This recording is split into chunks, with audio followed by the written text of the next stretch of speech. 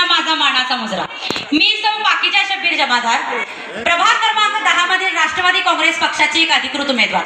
सर्वात प्रथम कोल्हापूर जिल्हा परिषदेचे माजी अध्यक्ष माननीय नानासाहेब काट यांचे काल निधन झाले आणि मी त्यांना भावपूर्ण श्रद्धांजली म्हणते.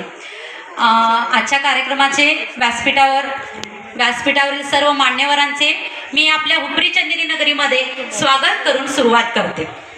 सकाळी 10 वाजल्यापासून रात्री 11 वाजेपर्यंत जनतेचे गाराणे ऐकून त्यांच्या समस्या सोडवणारे नामदार हसन मुश्रीफ साहेब असं हे आपल्याला ओळखीचेच आहे.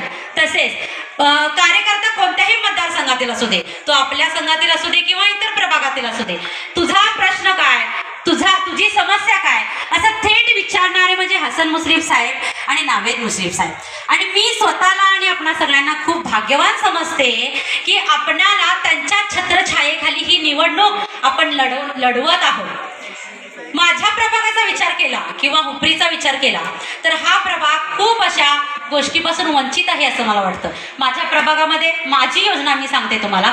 मला असे वाटते की माझ्या प्रभागामध्ये युवांसाठी स्पर्धा परीक्षेची तयारी करण्यासाठी एक स्वतंत्र अभ्यासिका असली पाहिजे, एक स्वतंत्र ग्रंथालय असलं पाहिजे ज्यामध्ये ई बुक्स म्हणजे इंटरनेट बुक्स किंवा संदर्भ ग्रंथ अवेलेबल असले पाहिजे ज्यांचा यूज ते अभ्यासामध्ये करतील.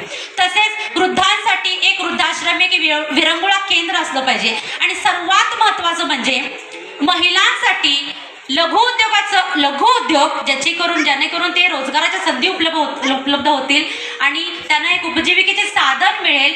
ही खूप महत्त्वाची योजना आमची आहे आणि यासाठी आपल्या सर्वांच्या सहकार्याची खूप आम्हाला गरज आहे.